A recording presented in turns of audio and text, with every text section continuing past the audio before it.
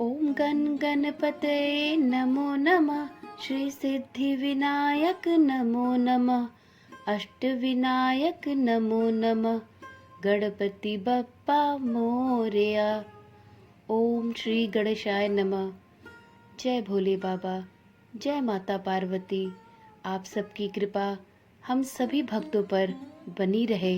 ईश्वर करे यह 10 दिनों की गणेश चतुर्थी हमारे जीवन में नई ऊर्जा का संचार करे। इसी आशा और विश्वास के साथ आप सभी को गणेश चतुर्थी की हार्दिक शुभकामनाएं। भक्तगणों, आज की इस वीडियो में हम भाद्र माह की शुक्ल पक्ष की चतुर्थी तिथि पर चंद्र दर्शन से लगने वाले कलंक एवं स्यमंतक मणि की चोरी की कथा का श्रवण करेंगे। परंतु उससे पहले यदि आप इस वीडियो पर नए आए हैं तो कृपया करके इस चैनल को सब्सक्राइब कर ले, जिससे कि इस चैनल पर आने वाली इसी प्रकार की वीडियो आपको बिना किसी रुकावट के मिलती रहे। तो चलिए स्यमंतक मणि की चोरी की कथा का श्रवण करते हैं। लोक कथाओं में ऐसी मान्यता है कि भाद्रपद मास की चतुर्थी तिथि प्रारंभ होने से अगले 10 दिनों तक चंद्रमा का दर्शन नहीं करना चाहिए। यदि भूलवश भी गणेश चतुर्थी के दिन चंद्रमा के दर्शन हो जाए तो व्यक्ति पर मिथ्या आरोप या कलंक लग जाता है। इससे बचने के लिए इस स्यमंतक मणि की कथा का अवश्य श्रवण करना चाहिए। एक बार नंद किशोर ने सनत कुमारों से कहा कि चतुर्थी के चंद्रमा के दर्शन करने से श्री कृष्ण पर जो लांछन लगा था वह सिद्धि विनायक व्रत करने से ही दूर हुआ था। ऐसा सुनकर सनत कुमारों को आश्चर्य हुआ। उन्होंने पूर्ण ब्रह्मा श्री कृष्ण को कलंक लगने की कथा पूछी तो नंद किशोर ने बताया कि एक बार की बात है, जरासंध के भय से श्री कृष्ण समुद्र के मध्य नगरी बसाकर रहने लगे। इसी नगरी का नाम आजकल द्वारिकापुरी है। द्वारिकापुरी में निवास करने वाले सत्रजीत यादव ने सूर्य नारायण की आराधना की। तब भगवान सूर्य ने उसे नित्य 8 भार सोना देने वाली स्यमंतक नामक मणि अपने गले से उतार कर दे दी। मणि पाकर सत्रजीत यादव जब समाज में गया तो श्री कृष्ण ने उस मणि को प्राप्त करने की इच्छा व्यक्त की। सत्रजीत ने वह मणि श्री कृष्ण को न देकर अपने भाई प्रसेनजीत को दे दी। एक दिन प्रसेनजीत घोड़े पर चढ़कर शिकार के लिए गया। वहां एक शेर ने प्रसेनजीत को अपना शिकार बना लिया। इधर वृक्षों का राजा जामवंत उस सिंह को मारकर उसके पेट से मणि निकाल कर लेकर अपनी गुफा में चला गया और अपने बच्चों को खेलने के लिए दे दिया। जब प्रसेनजीत कई दिनों तक शिकार से नहीं लौटा तो सत्रजीत को बहुत ही दुख हुआ और वह परेशान हो गया।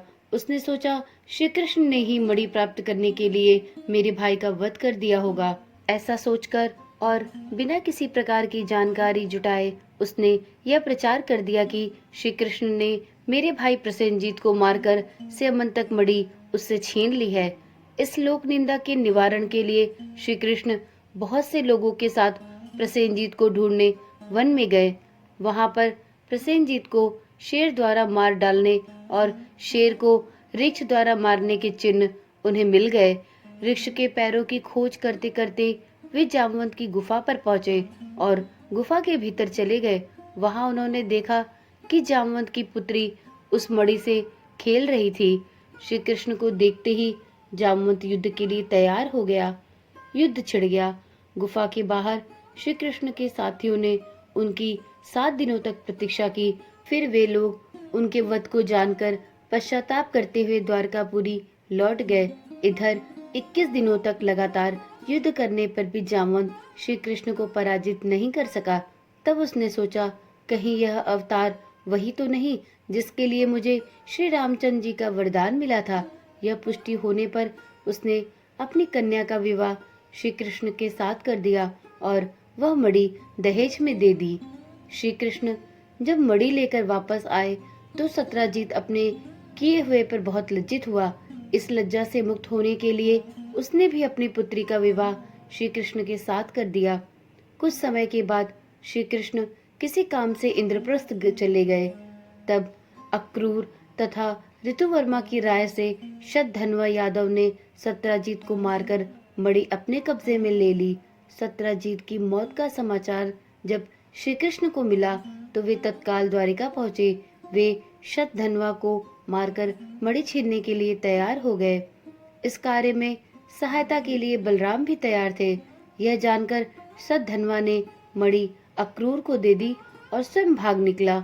श्री कृष्ण ने उसका पीछा करके उसे मार तो डाला, पर उन्हें मणि नहीं मिल पाई।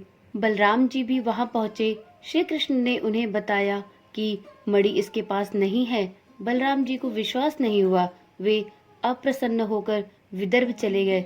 श्री कृष्ण के द्वारिका लौटने पर लोगों ने उनका भारी अपमान किया। तत्काल यह समाचार फैल गया कि स्यमंतक मणि के लोभ में श्री कृष्ण ने अपने भाई को भी त्याग दिया। श्री कृष्ण इस अकारण प्राप्त अपमान के शोक में डूबे थे कि सहसा वहां नारद जी आ गए।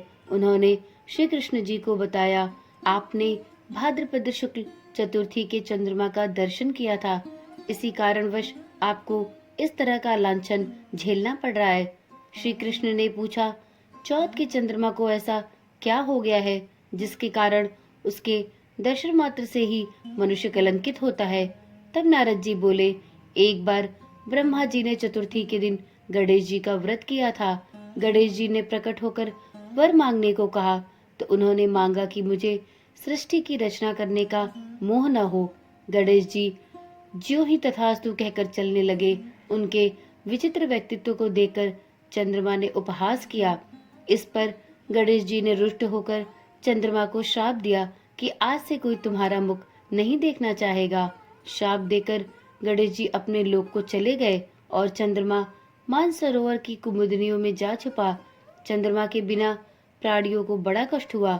उनके कष्ट को देखकर ब्रह्मा जी की आज्ञा से सारे देवताओं के व्रत से प्रसन्न होकर गणेश जी ने वरदान दिया कि अब चंद्रमा श्राप से मुक्त तो हो जाएगा, पर भाद्रपद शुक्ल चतुर्थी को जो भी चंद्रमा के दर्शन करेगा उसे चोरी आदि का झूठा लांछन अवश्य लगेगा, किंतु जो मनुष्य प्रत्येक द्वितीया को दर्शन करता रहेगा वह इस लांछन से मुक्त रहेगा। इस चतुर्थी को सिद्धि विनायक व्रत करने से सारे दोष छूट जाएंगे।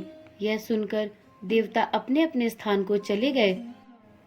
इस प्रकार भाद्रपद शुक्ल चतुर्थी को चंद्रमा का दर्शन करने से आपको यह कलंक लगा है।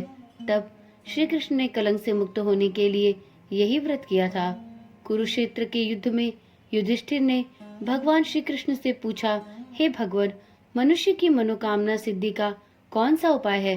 किस प्रकार मनुष्य धन, पुत्र, सौभाग्य तथा विजय प्राप्त कर सकता है?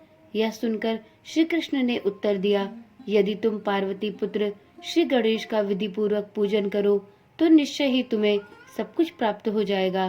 तब श्री कृष्ण की आज्ञा से ही युधिष्ठिर जी ने गणेश चतुर्थी का व्रत करके महाभारत का युद्ध जीता था।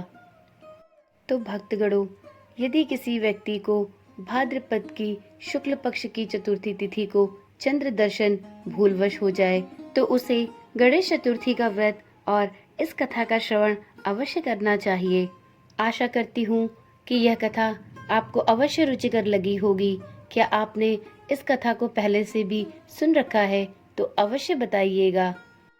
मित्रों, इस गणेश चतुर्थी के 10 दिनों में इस चैनल के द्वारा 10 कथाएं सुनाई जाएंगी। कृपया करके इस चैनल के साथ बने रहिए। इस विनती के साथ यह वीडियो यहीं पर समाप्त करती हूँ। फिर मिलते हैं एक नई कथा के साथ। तब तक के लिए धन्यवाद।